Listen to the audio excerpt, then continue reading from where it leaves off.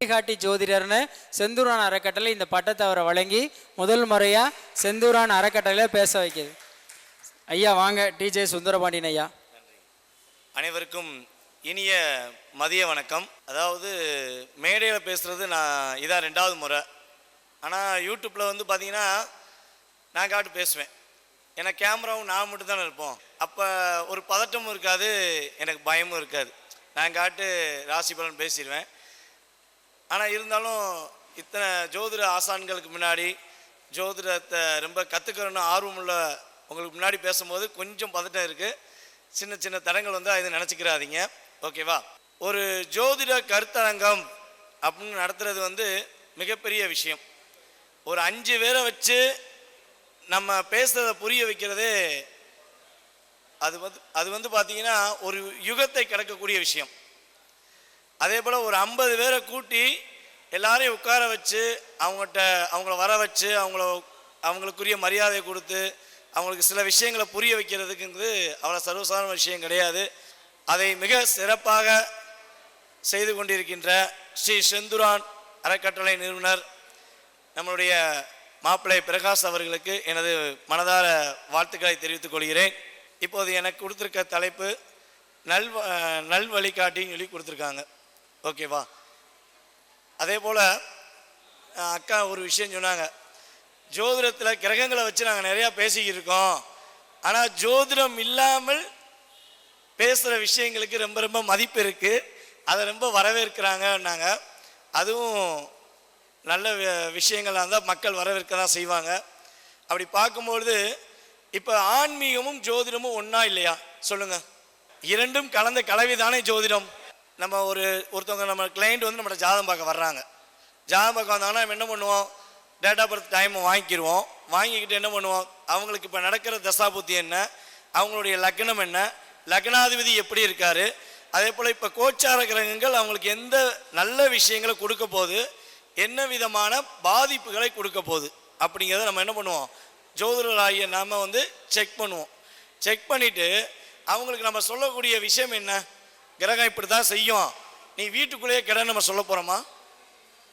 உனக்கு பிரச்சனை இருக்க தான் செய்யும், வீட்டு விட்டு வெளியே வந்துடாத, இப்போ செவ்வாயும் ராகும் இணைய போகிறாரு, உனக்கு விபத்து வந்துடும், வீட்டு விட்டு வெளியே வராதுன்னு சொல்ல போகிறோமா? அப்படி சொன்னால் யாராவது கேட்பாங்களா?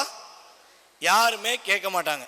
ஏன்னா ஐயா நீங்கள் சொல்கிறீங்க, அக்கா நான் வீட்டில் இருந்தால் என்னால் சாப்பிட முடியுமா, என்னால் என்னுடைய குடும்பத்தை ரன் பண்ணி கொண்டு போக முடியுமா, அந்த கேள்வி தானே கேட்பாங்க. அப்போ அவங்களுக்கான அந்த கிரக அமைப்பு, இப்போ செவ்வாய் ராகு எந்த அமைப்பில் அமர்ந்திருக்காங்க, அவங்க எத்தனாம் பாவகத்தில் அமர்ந்திருக்காங்க, அந்த 2 பாவ கிரகங்களை சுப கிரகம் பார்க்குதா பார்க்கலையா, இப்போ தசாபுத்தி என்ன நடக்கு, இதெல்லாம் நம்ம செக் பண்ணிவிட்டு நம்ம கொடுக்குற அவங்களுக்குரிய கருத்து என்னென்னா, இந்த கோயிலுக்கு போங்கன்னு சொல்கிறோம் இல்லையா? இந்த கோயிலுக்கு போனீங்கன்னா இந்த பிரச்சனையை சரி பண்ண முடியும்னு சொல்கிறோமா இல்லையா? அப்போ அங்கே போயிட்டு சும்மா போய் சாமி கும்பிட்டுவாங்கன்னு சொல்லுவோமா? இல்லை. எல்லாருமே என்ன செய்வோம்? அவங்களே ஆட்டோமேட்டிக்காக கேட்பாங்க, ஐயா கோயிலுக்கு போகிறோமே, நாங்கள் எங்கள் பேரில் அர்ச்சனை பண்ணணுமா? முதல் கேள்வி என்ன வரும்? நாங்கள் அர்ச்சனை பண்ணணுமான்னு கேள்வி வரும். அதுக்கடுத்து ஐயா நாங்கள் கோயிலுக்கு போகிறோம், கோயிலில் போய் நாங்கள் தீபம் போடணுமா வேண்டாமா, தீபம் போடணும்னா என்ன தீபம் போடணும் அப்படிங்கிற கேள்வி வைப்பாங்க பார்த்தீங்களா? அதற்கான பதிலை தான் நான் இப்போ வந்து எடுத்துகிட்டு வந்திருக்கேன். அதாவது தீபம் அப்படிங்கிற விஷயத்தை பற்றி நம்ம பேச போகிறோம். உன்னுடைய கஷ்டத்தை நீக்குவதற்கும் உங்களுடைய அனைத்து விதமான இருளை நீக்க அப்படின்னா என்ன செய்யணும்? அங்கே ஒரு ஒளி வேண்டும். தீப ஒளி இருந்தால் தான் இருள் நம்மளை விட்டு போகும். ஒரு பிரச்சனை நம்ம கூட இருக்குன்னா அங்கே என்ன வேணும்? நம்மளுடைய கிரக அமைப்பில் ஏதாவது நம்மளுடைய லக்னாதிபதியுடைய கிரக அமைப்பிலையோ அல்லது நம்ம சுப கிரகத்துடைய ஆதிக்கமும் நமக்கு வேணும். அப்போ தான் என்ன பண்ண முடியும்? நம்ம சரியான முறையில் அதை வந்து நிவர்த்தி செஞ்சு கொள்ள முடியும். அதே போல் தான் இப்போ நம்ம தீப ஒளியை பற்றி பேச போகிறோம். அப்படி பார்க்கும்போது இப்போ செவ்வாய்க்கிழமை அல்லது வெள்ளிக்கிழமை ஏன் நம்ம வந்து வீட்டில் எல்லாரையும் தீபம் ஏற்ற சொல்கிறோம்? செவ்வாய்க்கிழமை வெள்ளிக்கிழமை வீட்டில் எல்லாருமே கட்டாயமாக தீபம் ஏற்றிடுவாங்க. மற்ற கிழமை தீபம் ஏற்றுறாங்களோ இல்லையோ, ஆனால் செவ்வாய்க்கிழமையும் வெள்ளிக்கிழமையும் ஒவ்வொரு வீட்லையுமே மேக்ஸிமம் ஒரு 99% வந்து தீபம் ஏற்றுவதற்கான வாய்ப்புகள் இருக்கிறது. அப்போ அது எதற்காக அப்படின்னா, செவ்வாய் ஒரு மனிதனுடைய தூண்டுதல், ஒரு மனிதனுடைய இயக்கத்தை உருவாக்க என்ன வேணும்? செவ்வாயோட ஆதிக்கம் கண்டிப்பாக வேணும். யாருக்கெல்லாம் செவ்வாய் வலுவாக இருக்கிறாரோ அவங்களாம் என்ன பண்ணுவாங்க? கட்டாயமாக எவ்வளோ பெரிய பிரச்சனை இருந்தாலும் என்ன பண்ணுவாங்க? அவங்களால அதை எதிர்கொண்டு செயல்படுத்த முடியுங்கிறதுனால தான் செவ்வாய்க்கிழமை மறக்காமல் நம்மளை தீபம் ஏற்ற சொல்கிறாங்க. அதுக்கு அடுத்தபடியாக வந்து பார்த்திங்கன்னா வெள்ளிக்கிழமை. வெள்ளிக்கிழமை யாருடைய ஆதிக்கம்? நம்மளுடைய சுக்கிர பகவானுடைய ஆதிக்கம். சுக்கிரன் யாரா வேண்டான்னு சொல்லுவோமா? ஆமாம், எல்லா சந்தோஷத்துக்கும் என்ன வேணும்? அங்கே சுக்கிரன் கண்டிப்பாக வேணும். அப்போ சுக்கிரன் மிக ஆதிக்கம் கொண்ட வெள்ளிக்கிழமையில் என்ன பண்ணுறாங்க? தீபம் ஏற்ற சொல்கிறாங்க. அப்போ இந்த 2 நாளும் தீபம் ஏற்றுவது சரியான முறையானா 100% சரியான முறை. ஆனால் அதுக்காண்டி 2 நாள் மட்டும் தான் ஏற்றணுமா, மற்ற நாளில் ஏற்றக்கூடாதா அப்படின்னா, உறுதியாக நம்முடைய 7 நாட்களுமே நாம் தீபங்கள் ஏற்ற வேண்டும். அதை 2 முறை ஏற்ற வேண்டும். ஒன்று வந்து பார்த்தீங்கன்னா நம்மளுடைய சூரிய பகவான் உதயம் ஆகிறதுக்கு முன்னாடி பிரம்ம முகூர்த்தம் சொல்லுவோம் பார்த்தீங்களா, சரியாக ஒரு 3:30 மணி, காலை 3:30லேருந்து ஒரு 5:50க்குள்ளே தீபம் ஏற்றிடணும். தீபம் ஏற்றி குறைஞ்சது ஒரு 3 மணி நேரம் உங்கள் வீட்டில் நீங்கள் தீபத்தை ஏற்றி பாருங்கள். நீங்கள் 3:30க்கு ஏற்றினீங்கன்னா 6:30 வரையும் தீபத்தை ஏற்றுங்க. நீங்கள் 5 மணிக்கு ஏற்றினீங்கன்னா 8 மணி வரையும் தீபம் ஏறிட்டோம். 3 மணி நேரம் நீங்கள் தீப ஒளியை ஏற்றினால் உங்களுடைய ஜாதகத்தில் எந்த கிரக அமைப்பில் என்ன பிரச்சனைகள் இருக்கோ இல்லையோ, ஓகேவா, அல்லது உங்களுக்கு எதிர்வினையான விஷயங்கள் என்ன நடக்குதோ இல்லையோ, தொடர்ந்து நீங்கள் 48 நாட்கள் தீபம் ஏற்றினால் உங்களுக்கு சரியான ஒரு பாதையை அமைத்து கொடுப்பதற்கான ஒரு வழியை அந்த தீப ஒளி உங்களுக்கு வழிகாட்டும் என்பது நிதர்சனமான உண்மை. அதுக்கடுத்து வந்து பார்த்தீங்கன்னா மாலை நேரத்தில் அப்படின்னு ஒரு கேள்வி கேட்காங்க. மாலை நேரத்தில் தீபம் ஏற்றலாமா, டெய்லி ஏற்றலாமா அப்படின்னா கண்டிப்பாக ஏற்றணும். அது எந்த நேரம் வந்து பார்த்தீங்கன்னா சூரியன் அஸ்தமனம் ஆறதுக்கு முன்னாடி ஏற்றணும். எல்லாருமே என்ன பண்ணுறோம்?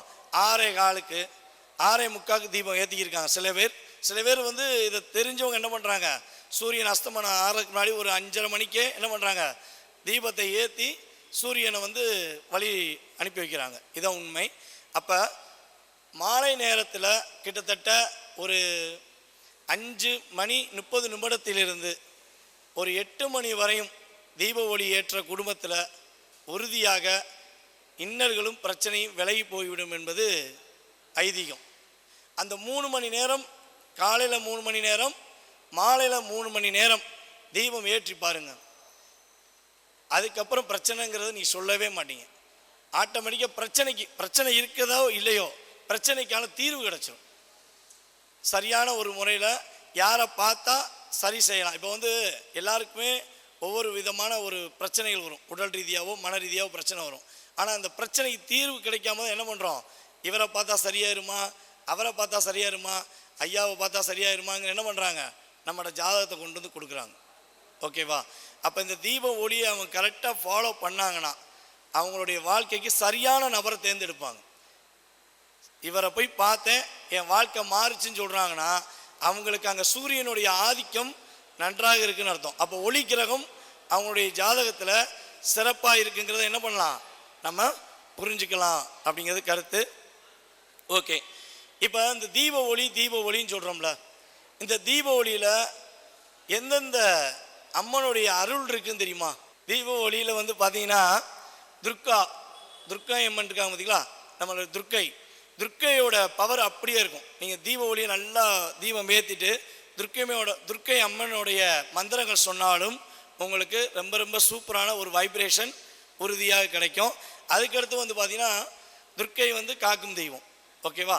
அதுக்கடுத்து லக்ஷ்மி, மகாலட்சுமின்னு சொல்கிறோம் பார்த்தீங்களா, அவங்களுடைய வைப்ரேஷனும் தீப ஒளியை ஏற்றி நீங்கள் மந்திரங்கள் சொல்லும்போது லக்ஷ்மியோட ஐஸ்வர்யம் உறுதியாக கிடைக்கும் என்பது நிதர்சனமான உண்மை.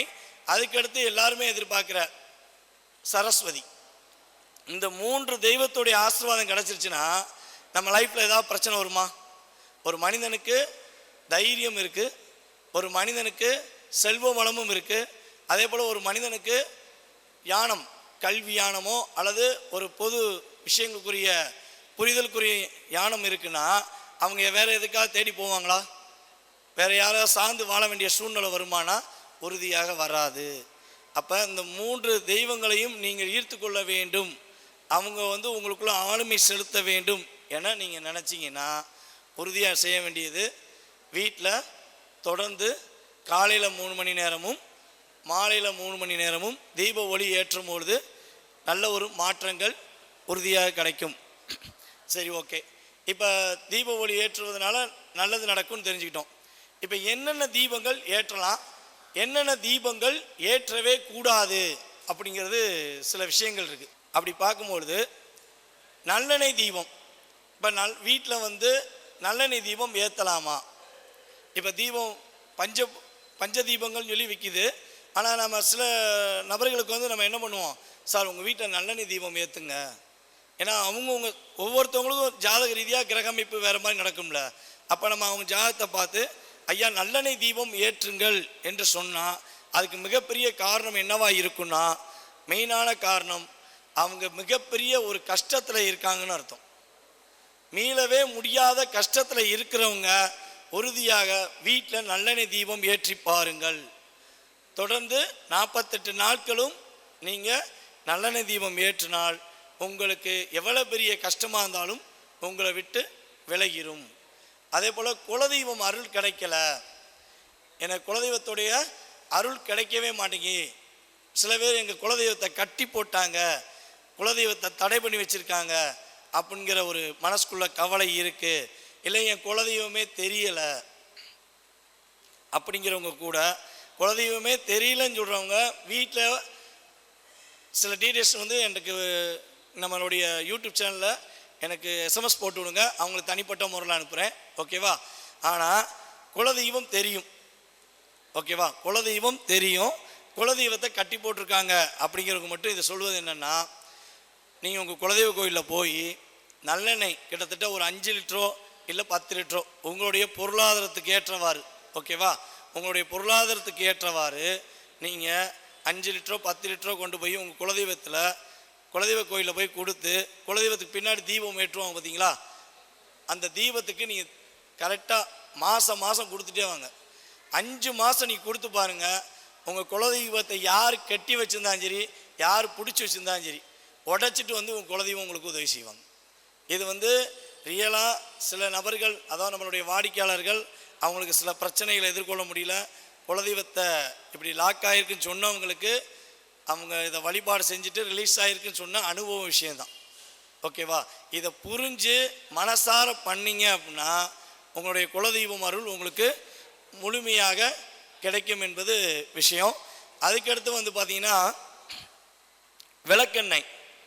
விளக்கெண்ணெய் தீபம் போடலாமா?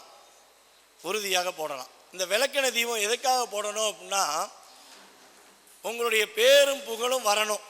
நான் எங்கே போனாலும் எனக்கு ஒரு அங்கீகாரம் கிடைக்கணும், எனக்கு அந்த இடத்துல ஒரு மதிப்பு கிடைக்கும்னு நினைக்கிறவங்க என்ன பண்ணுங்கன்னா விளக்கெண்ணெய் தீபம் வீட்டில் போடுங்க. தொடர்ந்து நீங்கள் விளக்கெண்ணெய் தீபம் போட்டுட்டு நீங்கள் ஒரு விஷயத்தை செய்யும்பொழுது நீங்கள் போகிற இடத்துல உங்களுக்கு அவ்வளோ தூரம் மரியாதை கிடைக்கும். உங்களை பற்றி, அதாவது நம்ம இருக்கும்போது புகழ்கிறது பெரிய விஷயமே கிடையாது. அவங்க போன பிறகு நம்ம புகழ்கிறோம் பார்த்தீங்களா. இப்போ தங்கப்பாண்டியாவாக இருக்கட்டும், அப்புறம் மணிமேகலை அக்காவாக இருக்கட்டும், இதே போல் நிறைய ஜோதிடர்கள் நம்ம என்ன பண்ணுறோம், பாராட்டுறோம் பார்த்தீங்களா. அப்போ அதற்கான விஷயம் என்னென்னா அவங்களுடைய புகழ் அங்கே உயர்ந்து இருக்கிறது என்று அர்த்தம். அதே மாதிரி நம்ம புகழும் உயரணும், நம்ம எங்கே போனால் நம்ம மரியாதை கிடைக்குன்னு நினைக்கிறவங்க உறுதியாக விளக்கெண்ணெய் தீபம் போடுவது மூலமாக நல்ல மாற்றம் வரும். அதுக்கடுத்து கணவன் மனைவி ஒற்றுமை. இது வந்து பார்த்தீங்கன்னா நம்ம யூடியூப்பில் வீடியோ பேசும்போது கிட்டத்தட்ட ஜாதகம் பார்க்குற வரதில் ஒரு 50லேருந்து 60% மேக்சிமம் வந்து பார்த்தீங்கன்னா என் வீட்டுக்காரு என்னை புரிஞ்சுக்கிறவே மாட்டேங்காரு. ஏங்க அப்படிலாம் பேசாதீங்க பாஸ். அதாவது பொதுவாகவே ஒரு 60% பேர் என்ன சொல்கிறாங்க, வீட்டுக்காரு புரிஞ்சுக்கிற மாட்டேங்காங்க, இல்லாட்டி வீட்டுக்காரி புரிஞ்சுக்கிற மாட்டேங்காங்க அப்படிங்காங்க. எங்களுக்குள்ள நிறைய கருத்து வேறுபாடு வருது. இந்த கருத்து வேறுபாடுக்கு மிகப்பெரிய ஒரு முக்கியமான நபர் தான் காரணம். எப்படி சொல்கிறாங்க, மிகப்பெரிய ஒரு முக்கியமான நபர் தான் காரணம் அப்படின்னு சில பேர் அந்த நபர் யாருன்னு சொல்லிடுவாங்க. சில பேர் என்ன பண்ணுவாங்க, அந்த நபர் யாருன்னு சொல்லாமல் நம்மகிட்ட சொல்லுவாங்க. அப்போ அந்த நபர் யாரோ அதெல்லாம் நமக்கு தேவையில்லை இல்லையா. ஆனால் இவங்க ரெண்டுத்துக்குள்ள ஒற்றுமை வர வைக்க வேண்டியது யாரோட கடமை, ஒரு ஜோதிடராகிய நம்மளுடைய கடமை. நம்மகிட்ட வந்து ஜாதகம் கொடுக்காங்கல்ல, அதுக்காண்டி நம்ம வந்து என்ன பண்ண போகிறோம், அவங்களுக்கு ஒரு வழிகாட்ட போகிறோம். அதான் வழிகாட்டி ஜோதிடம்னு சொல்லி நம்ம சொல்லியிருக்காங்க. அப்போ இதற்கான ஒரு சரியான ஒரு வழிபாடு முறை அப்படின்னு வந்து பார்த்தீங்கன்னா, வேப்பெண்ணெய் தீபம். வேப்பெண்ணெயில் நீங்கள் தீபம் ஏற்றும்பொழுது எவ்வளோ பெரிய பிரச்சனைகளாக இருந்தாலும் சரி, உங்களை விட்டு பிரிஞ்ச உங்களுடைய மனைவியாக இருந்தாலும் சரி, உங்களுடைய கணவனாக இருந்தாலும் சரி, உறுதியாக உங்களுடன் சேர்ந்து வாழ்வதற்கான ஒரு அமைப்பு வரும். அந்த வேப்பெண்ணெய் தீபம் எந்த கோயிலில் போய் போடணும், எத்தனை மணிக்கு போடணும் அப்படின்னு தெரிஞ்சுக்கணுன்னு ஆசைப்பட்டீங்கன்னா என்னுடைய நம்பரை நான் சொல்லுவேன். என்னோடய வாட்ஸ்அப் நம்பருக்கு நீங்கள் என்ன பண்ணணும், என்னுடைய மனைவி கூட நான் சேரணும்னு ஆசைப்பட்றேன், என்னுடைய கணவர் கூட சேரணும்னு ஆசைப்பட்றேன் அப்படின்னு நினைக்கிறவங்களுக்கு மட்டும்தான் சொல்ல முடியும். எல்லாருக்கும் சொல்ல முடியாது. அப்படி செய்யணும்னு ஆசைப்பட்றவங்க என்ன பண்ணுங்க, என் வாட்ஸ்அப் நம்பருக்கு எஸ்எம்எஸ் போட்டு விடுங்க.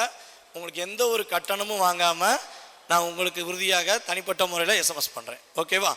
அதுக்கடுத்தபடியாக வந்து பார்த்தீங்கன்னா, செல்வ வளம் பெருக வேண்டும். யாருக்காச்சும் செல்வம் வேண்டாம்னு சொல்லுவோமா? யாருமே சொல்ல மாட்டோம்.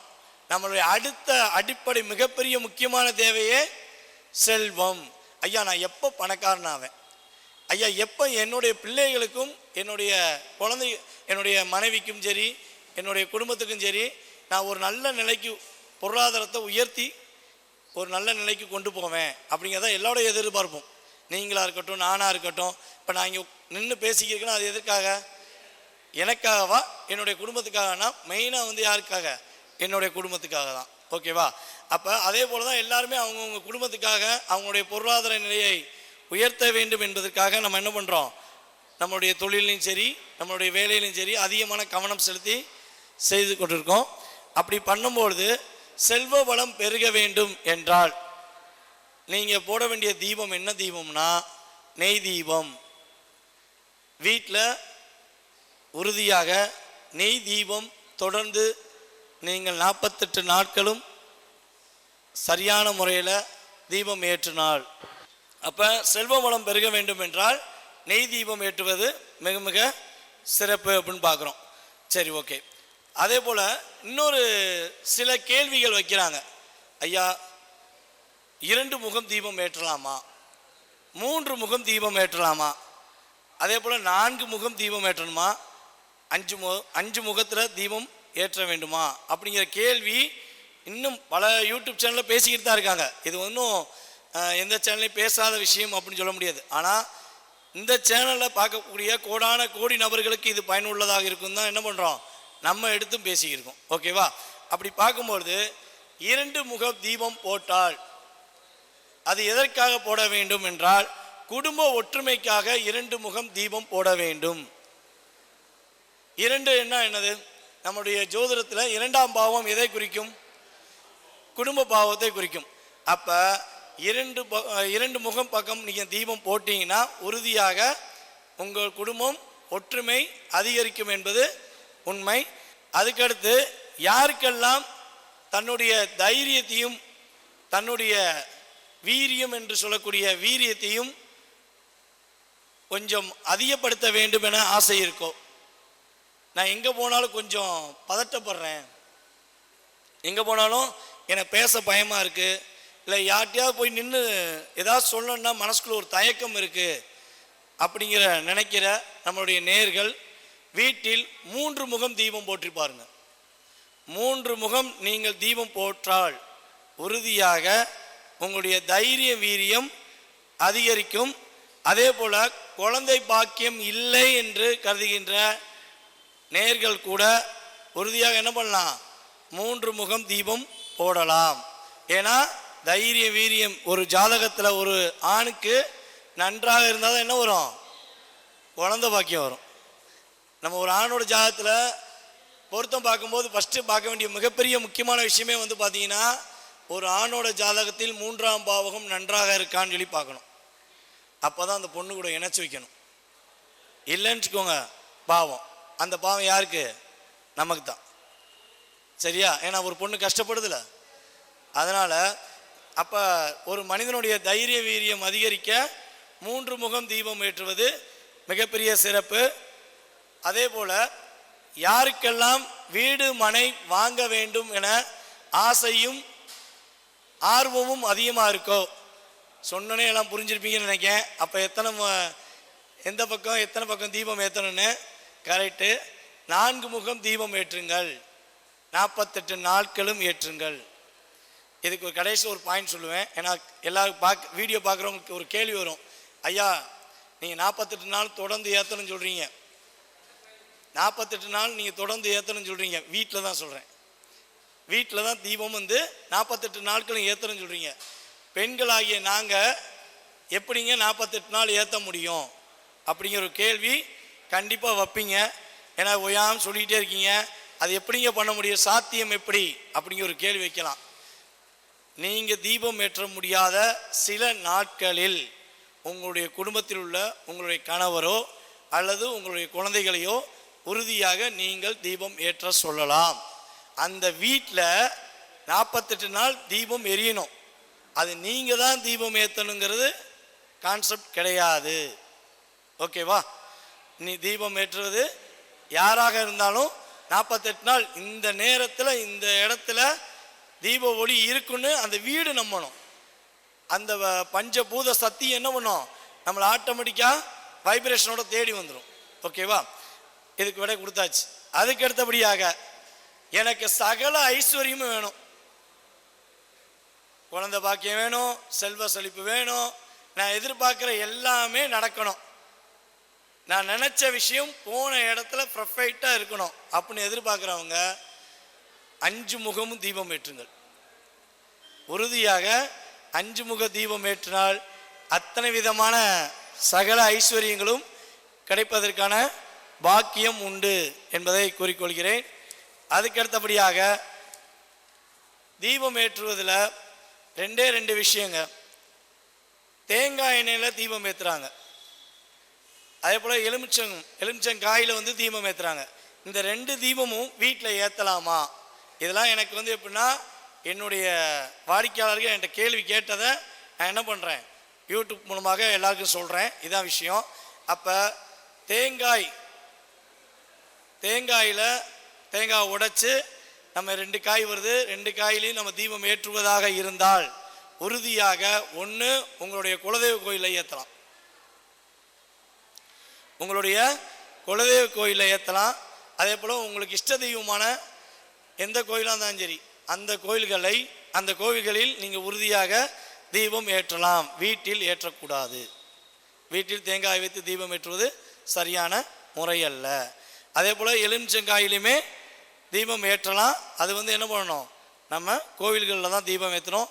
எல்லாருக்குமே தெரியும், நம்ம எலுமிச்சங்காயை வெட்டி நம்ம தீபம் போடுறோம்னா அது யாருக்காக போடுவோம், எந்த தெய்வத்துக்காண்டி போடுவோம், துர்க்கை அம்மன். துர்க்கை அம்மனை எதற்காக போடுவோம், ராகு பகவானுடைய ஆதிக்கத்தை குறைப்பதற்காக போடுவோம். யாராச்சும் ராகுவோட ஆதிக்கம் கூடன்னு சொல்லி போடுவோமா?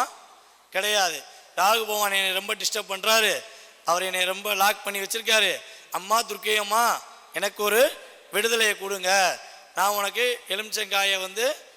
எலுமிச்சங்காயோட மிகப்பெரிய வைப்ரேஷன் எல்லாருக்குமே தெரியும். ஓகேவா? அப்போ இந்த காயை நான் உனக்கு காவு கொடுத்து இந்த தீபம் உனக்கு ஏற்றேன், எனக்கு ஒரு நல்ல வழிகாட்டுங்க அப்படின்னு சொல்கிறாங்க. ஓகேவா? அப்போ இந்த தீபமும் ஒரு சிறப்பான தீபம். இந்த தீபம் போடும்போது நம்முடைய துன்பங்கள் விலகிவிடும் என்பது மிகப்பெரிய விஷயம். அதே போல் இன்னும் ஒரு 5 நிமிஷம் மட்டும். அதே போல் நம்ம மண் விளக்கில் தீபம் போடுறோம் பார்த்தீங்களா, மிகப்பெரிய வைப்ரேஷனே மண் விளக்கு தீபம் தாங்க. யாருக்கெல்லாம் நினைச்ச காரியம் கைகூட வேண்டும் என ஆசை இருக்கோ, யாரோட வீட்டில் பஞ்சபூதத்துடைய அத்தனை விதமான வைப்ரேஷன் முழுமையாக கிடைக்கும்னு ஆசைப்படுறீங்களோ, நீங்கள் பண்ண வேண்டிய மிகப்பெரிய விஷயம் என்னென்னா, ஒவ்வொருத்தவங்களுடைய வீட்லேயும் மண் விளக்கு இருக்கணும். நீங்கள் மண் விளக்கில் மட்டும் ரெகுலராக தீபம் போட்டால் உங்கள் குழந்தைகள் சூப்பராக படிப்பாங்க, நீங்கள் போகிற காரியம் உறுதியாக வெற்றி அடையும், செல்வ வளம் உறுதியாக நிலைக்கும். இந்த 3 விஷயங்களும் பஞ்சபூதத்தின் தத்துவத்தின்படி உங்களுக்கு மண் விளக்கில் தீபம் போடுவது மூலமாக கிடைக்கும். சரி, அதுக்கடுத்து இன்னொரு விஷயம் சொல்லிடுறேன்.